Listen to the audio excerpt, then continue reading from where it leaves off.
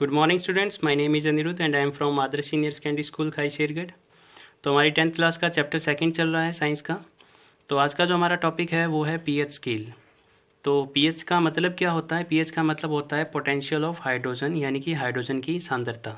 ठीक है, अब इसकी डेफिनेशन देख लेते हैं। A scale for measuring hydrogen ion concentration in A solution is called pH scale. यानी कि कोई भी ऐसा स्केल, कोई भी ऐसा पैमाना जो कि हमें क्या बताए, किसी विलयन के अंदर हाइड्रोजन आयन की कंसंट्रेशन यानी कि सांद्रता को बताए। तो ऐसे पीएच को, ऐसे स्केल को, ऐसे पैमाने को हम क्या बोलते हैं? पीएच स्केल कहते हैं।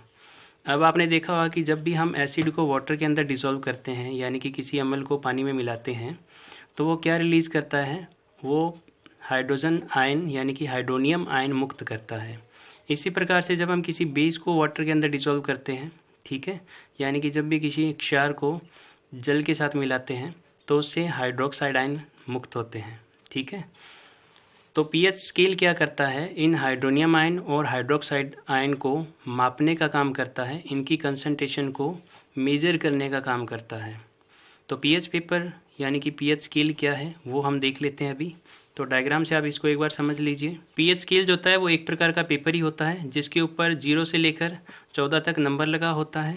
ठीक है, और बीच में हम 7 नंबर को इंडिकेट करते हैं। तो 7 से लेकर 0 की तरफ चलते हैं, यानी कि 7 से लेकर 0 की तरफ जब हम चलेंगे, ठीक है, तो यहाँ पर कौन से करैक्टर बढ़ते हैं? एसिडिक करैक्टर बढ़ते हैं। ठीक है, यानी कि अम्लीय गुण जो हैं वो बढ़ेंगे। 7 से लेकर 14 की तरफ चलते हैं तो बेसिक नेचर जो है वो इंक्रीज होती है, यानी कि कोई जो विलयन होगा, ठीक है, उसका क्षारीय गुण जो है वो बढ़ेगा। 7 नंबर पे जो होते हैं वो क्या होते हैं? वो ना ही तो एसिडिक होते हैं विलयन और ना ही वो बेसिक होते हैं, यानी कि ना ही तो अम्लीय और ना ही वो क्षारीय होते हैं। तो 7 नंबर पे जिनका वैल्यू आता है, जिनका मान 7 आता है जिन विलयन का, तो वो क्या होते हैं? न्यूट्रल होते हैं, यानी कि उदासीन होते हैं, ना ही तो वो अम्लीय और ना ही क्षारीय होते हैं। अब इससे कैसे मापते हैं वो देख लेते हैं हम। अब फॉर एग्जांपल कि हमारे पास ए, बी और सी है, 3 विलयन हैं। ठीक है, ए सॉल्यूशन है, बी सॉल्यूशन है और सी सॉल्यूशन है। 3 सैंपल है हमारे पास सॉल्यूशन की। तो अब कौन सा एसिडिक है, कौन सा बेसिक है और कौन सा न्यूट्रल है वो हमें पता करना है। ठीक है, तो पीएच स्केल से हम क्या करेंगे? 1 बाय 1 इसको पीएच स्केल को हम डिप करेंगे सॉल्यूशन के अंदर, यानी कि इसको एक एक करके विलयन के अंदर डुबोएंगे। ठीक है, और जो भी हमारे पास माप आएगा, जो भी मेजरमेंट आएगी, उसको हम देख लेंगे। तो फॉर एग्जांपल कि जब हमने इसको फर्स्ट ए सॉल्यूशन के अंदर डिप किया, यानी कि जो हमारे पास ए विलयन दिया हुआ है उसके अंदर जब हमने इसको डुबोया तो वहाँ पर पीएच आ जाती है, फॉर एग्जांपल 3 आ जाती है। ठीक है, 3 का जो माप है वो हम इसको नोट डाउन कर लेते हैं। दूसरे विलयन के अंदर जब हमने इसको डिप किया तो इसका जो माप आया वो आ गया, फॉर एग्जांपल 8 तक आ गया। ठीक है, 8 तक इसका माप आ गया।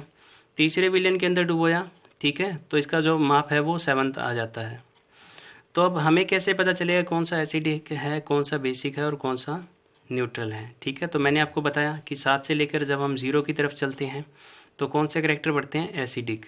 ठीक है, कहने का मतलब कि 0 से लेकर 7 तक जो विलयन हैं जिनका माप 7 तक आता है, तो वो विलयन क्या होंगे? वो अम्लीय होंगे, यानी कि एसिडिक होंगे। और 7 से लेकर 14 तक जिनका माप आता है, यानी कि जिनका मेजरमेंट 7 to 14 आता है, वो क्या होंगे? बेस होंगे, यानी कि क्षार होंगे। तो हमने देखा कि पहला जो विलयन है हमारा, उसकी पीएच आती है 3। ठीक है, तो 3 पीएच आई, तो इसका मतलब क्या हुआ कि वो कैसा विलयन है? वो अम्लीय विलयन है। ठीक है, यानी कि एसिडिक सॉल्यूशन है। दूसरा जो हमने देखा बी के अंदर, जिसका मेजरमेंट आया हमारे पास 8। ठीक है, तो हमने देखा कि 7 से 14 तक जो होते हैं वो क्या होते हैं? बेस होते हैं, यानी कि क्षार होते हैं। तो 8 जिसका पीएच आया है वो क्या होगा? बेसिक होगा, यानी कि क्षारीय विलयन होगा। और तीसरा जिसका पीएच क्या आया? 7। ठीक है, यानी कि जिसका पीएच का मान 7 आया, तो वो क्या होगा? न्यूट्रल, क्योंकि 7 नंबर पे जिनका मान आता है वो ना ही तो एसिडिक होते हैं, यानी कि ना ही तो अम्लीय होते हैं, और ना ही वो क्षारीय होते हैं, यानी कि बेसिक नहीं होते हैं। तो आई थिंक ये आपको समझ में आ गया होगा कि इससे कैसे मेजरमेंट करते हैं, कैसे मापते हैं। एक बात और है जो आपको ध्यान रखनी है। ठीक है, 7 से लेकर 0 की तरफ जब हम चलते हैं तो अम्लीय गुण बढ़ते हैं। ठीक है, यानी कि जो पहले नंबर पे होगा जिसका माप वो अधिक प्रबल अम्ल होगा, ठीक है, यानी कि अधिक स्ट्रॉन्ग एसिड होगा। 1 से लेकर जब संख्या बढ़ती जाएगी, जब माप बढ़ता जाएगा, ठीक है, तो जो एसिडिक करैक्टर हैं वो डिक्रीज़ होते जाएंगे, क्योंकि 7 से इधर चलते हैं तो एसिडिक करैक्टर बढ़ते हैं, अम्लीय गुण बढ़ते हैं, लेकिन 0 से 7 की तरफ चलेंगे तो एसिडिक करैक्टर डिक्रीज़ होते हैं, यानी कि अम्लीय गुण घटते हैं, ठीक है। तो जो जिसकी pH 6 होगी, ठीक है, यानी कि 6 होगी, तो वो क्या होगा, एसिड तो होगा लेकिन स्ट्रॉन्ग एसिड नहीं होगा, वीक एसिड होगा, ठीक है। 1 नंबर पे जो होगा वो क्या होगा, स्ट्रॉन्ग एसिड होगा। और 7 से 14 की तरफ यानी कि 7 to 14 चलते हैं तो बेसिक नेचर जो है सॉल्यूशन की वो बढ़ती है, ठीक है। यानी कि 7 से लेकर आगे की तरफ चलेंगे तो जो क्षारीय गुण है वो बढ़ेंगे, लेकिन 14 to 7 चलेंगे यानी कि इस तरफ चलेंगे तो डिक्रीज होंगे, घटेंगे। समझ में आ गया? यानी कि 7 to 0 जब हम चलते हैं तो अम्लीय गुण बढ़ते हैं, और 7 to 14 चलते हैं तो क्षारीय गुण बढ़ते हैं, ठीक है। यानी कि कोई स्ट्रॉन्ग बेस कब होगा, जब उसकी pH 12, 13, 14 के आसपास रहेगी, ठीक है। लेकिन वीक बेस कब होगा, यानी कि दुर्बल क्षार कब होगा, जब उसकी pH 7 पॉइंट समथिंग, ठीक है, यानी कि 7.8 फॉर एग्जांपल, या 7.9 या 8 जो है, ठीक है, तो वो क्या होंगे, वीक बेस होंगे, यानी कि दुर्बल क्षार होंगे। तो 7 से 0 की तरफ अम्लीय गुण बढ़ते हैं और 7 से 14 की तरफ क्षारीय गुण बढ़ते हैं। Strong acid, acids that gives rise to more hydronium ion are called strong acids, यानी कि हिंदी में हम इनको बोलते हैं प्रबल अम्ल। तो प्रबल अम्ल क्या होते हैं, वो अम्ल जो क्या करें, अधिक से अधिक हाइड्रोनियम आयन दे, यानी कि ऐसे अम्ल जिनके अंदर हाइड्रोनियम आयन की मात्रा अधिक हो, सांद्रता अधिक हो, तो उनको हम क्या बोलते हैं, प्रबल अम्ल। अब वीक एसिड क्या होंगे, जिनको हम बोलते हैं दुर्बल अम्ल। तो दुर्बल अम्ल acids that gives rise to least hydronium ion, यानी कि ऐसे अम्ल जो कम हाइड्रोनियम आयन मुक्त करे, यानी कि जिनके अंदर हाइड्रोनियम आयन की मात्रा कम हो, तो वो क्या होते हैं, वीक एसिड, यानी कि दुर्बल अम्ल होते हैं। अब इसी प्रकार से स्ट्रॉन्ग बेस क्या होंगे, यानी कि प्रबल क्षार, ठीक है। Bases that gives rise to more hydroxide ion are called strong bases, यानी कि वो क्षार जो अधिक से अधिक जिनके अंदर अधिक से अधिक हाइड्रोक्साइड आयन होते हैं, तो वो क्या होते हैं, स्ट्रॉन्ग बेस होते हैं, यानी कि प्रबल क्षार होते हैं। वीक बेस यानी कि दुर्बल क्षार। Bases that gives rise to least hydroxide ion, यानी कि वो अक्षार जिनके अंदर हाइड्रोक्साइड आयन की सांद्रता कम हो, ठीक है, तो उनको हम क्या बोलते हैं, दुर्बल अक्षार। देख लेते हैं पीएच की हमारी डेली लाइफ के अंदर क्या इंपॉर्टेंस है, यानी कि दैनिक जीवन में पीएच का क्या महत्व है।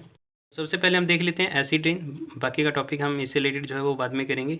तो एसिड रेन क्या होती है, some oxides present in atmosphere like NO2, SO2, SO3 etcetera, यानी कि कुछ ऑक्साइड जो वायुमंडल में उपस्थित होते हैं, जैसे कि नाइट्रोजन डाइऑक्साइड है, सल्फर डाइऑक्साइड है, सल्फर ट्राइऑक्साइड है इत्यादि। तो ये क्या करते हैं, जो वर्षा का जल होता है, रेन वाटर, ठीक है, उसके साथ इनकी रिएक्शन हो जाती है, रिएक्ट विद रेन वाटर, ठीक है, यानी कि जो ये ऑक्साइड होते हैं वायुमंडल के अंदर, इनकी वर्षा जल के साथ अभिक्रिया हो जाती है और ये क्या बनाते हैं, सल्फ्यूरिक एसिड यानी कि सल्फ्यूरिक अम्ल बनाते हैं, नाइट्रिक एसिड यानी कि नाइट्रिक अम्ल बनाते हैं। और इस प्रकार जब वर्षा जल के अंदर एसिड बन जाते हैं तो वो रेन क्या हो जाती है, एसिड रेन कहलाती है, ठीक है। This rain water is called acid rain. और ऐसे रेन वाटर की यानी कि ऐसे वर्षा जल की जो पीएच होती है वो 6 से कम होती है, यानी कि 6 से कम होती है। वैसे तो ये एक प्रकार का वीक एसिड होता है, ठीक है, यानी कि जो वर्षा जल होगा वो क्या होगा, वीक एसिडिक नेचर का। ह्यूमन बॉडी की बात करें तो ह्यूमन बॉडी का जो पीएच होता है वो कितने पीएच के बीच में काम करता है, 7.0 to 7.8, ठीक है, पीएच। तो इतनी पीएच के बीच में इंसान का जो शरीर है वो सही तरीके से काम करता है, यानी कि सही उसकी बॉडी के जो फंक्शंस हैं वो चलते रहते हैं। Living organisms can survive only in narrow range of pH scale, यानी कि जो लिविंग ऑर्गेनिजम्स होते हैं, यानी कि जितने भी जीव हैं, उनकी बॉडी जो है वो एक बहुत ही कम पीएच रेंज के अंदर काम कर पाती है, ठीक है। When acid rain flows into the river water. It lowers the pH of river water and aquatic organisms start to die due to change in pH. यानी कि जब ये वर्षा का जल नदियों के जल के साथ मिल जाता है तो नदियों का जल भी क्या हो जाएगा, एसिडिक हो जाएगा, ठीक है, यानी कि अम्लीय हो जाएगा, और जिसकी वजह से जो नदियों का जल है उसका पीएच कम हो जाता है, और पीएच कम होने की वजह से जो पानी में रहने वाले जलीय जीव हैं, ठीक है, वो मरने शुरू हो जाते हैं, यानी कि उनकी डेथ होना शुरू हो जाती है।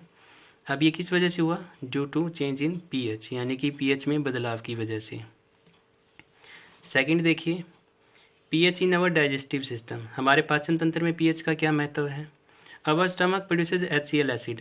अब स्टमक क्या होता है, ये हमारे डाइजेस्टिव सिस्टम का एक पार्ट है, ठीक है, यानी कि हमारी जो डाइजेस्टिव सिस्टम है, हमारा जो पाचन तंत्र है, उसका एक भाग है स्टमक, जिसको हिंदी में हम अमाशय कहते हैं। तो हमारे अमाशय के अंदर एक एसिड बनता है, ठीक है, यानी कि एक अम्ल बनता है, कौन सा, हाइड्रोक्लोरिक अम्ल, यानी कि हाइड्रोक्लोरिक एसिड, और इसका जो साइंटिफिक फार्मूला है वो है HCl, chemical formula. It helps in the digestion of food without harming the stomach. तो स्टमक के द्वारा ही इस एसिड को बनाया जाता है, ठीक है, और ये किस में हेल्प करता है, ये फूड के डाइजेशन में हेल्प करता है, यानी कि भोजन के पाचन में ये सहायता करता है।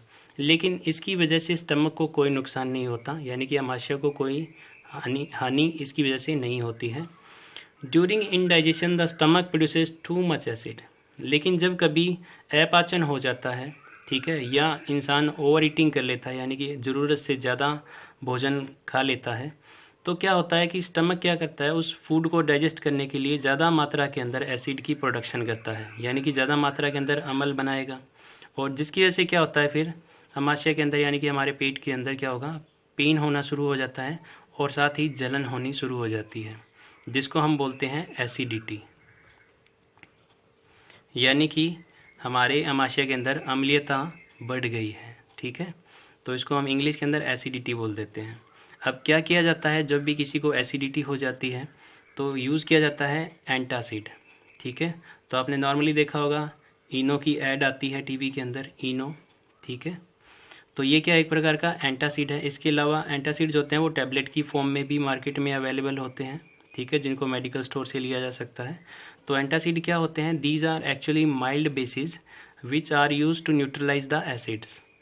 यानी कि जो एंटासिड होते हैं वो एक प्रकार के वीक यानी कि दुर्बल क्षार होते हैं, जो क्या करते हैं, एसिड के साथ रिएक्शन करके उसको न्यूट्रलाइज यानी कि उदासीन कर देते हैं।